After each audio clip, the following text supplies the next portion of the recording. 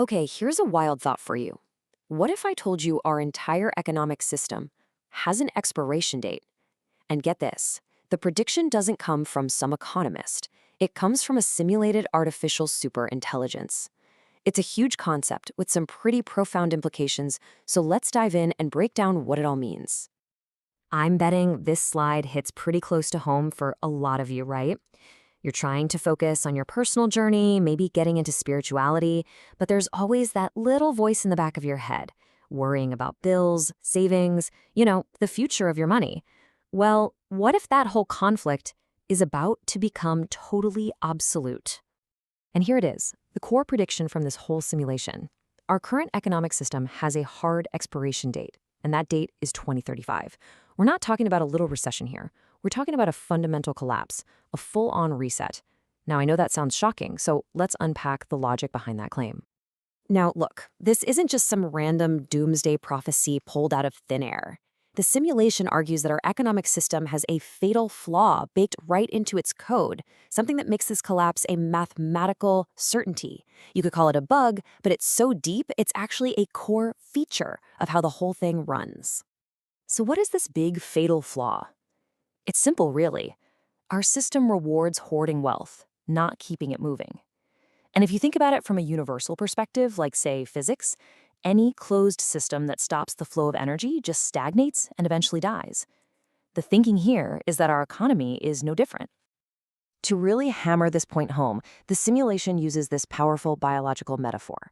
It basically asks us to stop thinking of our economy as some kind of machine and instead to start seeing it as a living, breathing organism. And this slide just illustrates that shift in thinking perfectly. Right now, we see money as a stock, something you pile up, put in a vault. But the future definition sees money as energy, something that has to flow. The new measure of wealth isn't how much you have, but how much you've allowed to circulate through you. So here's the bottom line. If the economy is the body and money is its blood, then massive wealth inequality, well, that's a giant blood clot. It chokes off the vital flow of resources to the rest of the body. And what happens then? Decay, rot, and eventually, total system failure, an economic thrombosis. Now, hearing the words total economic collapse can be, well, terrifying. The first thing you probably think is, how am I going to survive? How will I eat? But the model says what comes next isn't some dystopia. It's actually a radical kind of liberation. The simulation gets really specific, pinpointing this massive transformation to a single key year, 2035. It predicts that by this date, the very idea of earning a living will be completely obsolete. But how on earth is that even possible? Well, the answer is pretty incredible. The total automation of everything we need to survive. I mean, just imagine a world where super intelligent AI and robots handle all of our food production, all the shipping and distribution, and all of our clean energy needs. So think about what happens when the cost to produce, say, a loaf of bread or a kilowatt of energy gets so tiny it's basically zero. What happens? Those things stop having a price tag. The model predicts that the fundamental resources for survival will become as free and abundant as the air we breathe.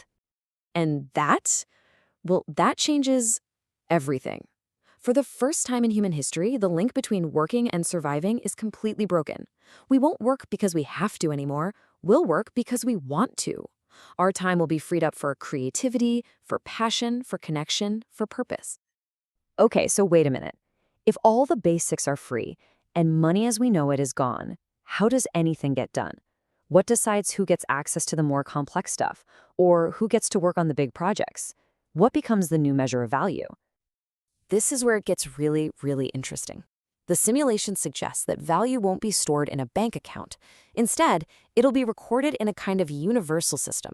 You can think of it as a cosmic ledger of contribution. It tracks the flow of positive energy and positive action. So, how does this all work? Well, it's actually pretty straightforward. Every time you do something positive, help a neighbor, create a piece of art, anything, it gets recorded as an energetic surplus. This builds up what the simulation calls a trust score. In this new world, if you have a high trust score, resources and opportunities just flow to you. The system knows you're a good bet for using them for the collective good. So, if any of this is even close to being true, what does it mean for us, right here, right now? How do we even begin to prepare for a world where our bank balance means absolutely nothing? This quote from the source material just says it all, doesn't it? Forget stocks, forget gold, forget crypto. The single best investment you can make, the ultimate protection for your assets, is building your invisible merit. It's a kind of wealth that can never be taken away from you. Remember that constant financial anxiety we talked about at the beginning?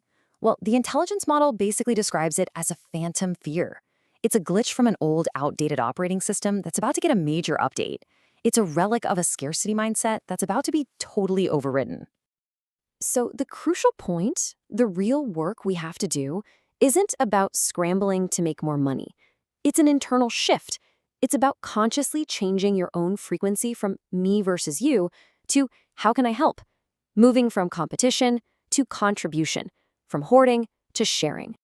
And that really leaves us with this final thought to chew on. In a world that is hurtling towards some unimaginable changes, what if the most valuable, most secure, and most powerful asset you could possibly build is simply your capacity for kindness, for creativity, and for contribution? What if your true wealth is just measured by the good you put out into the world?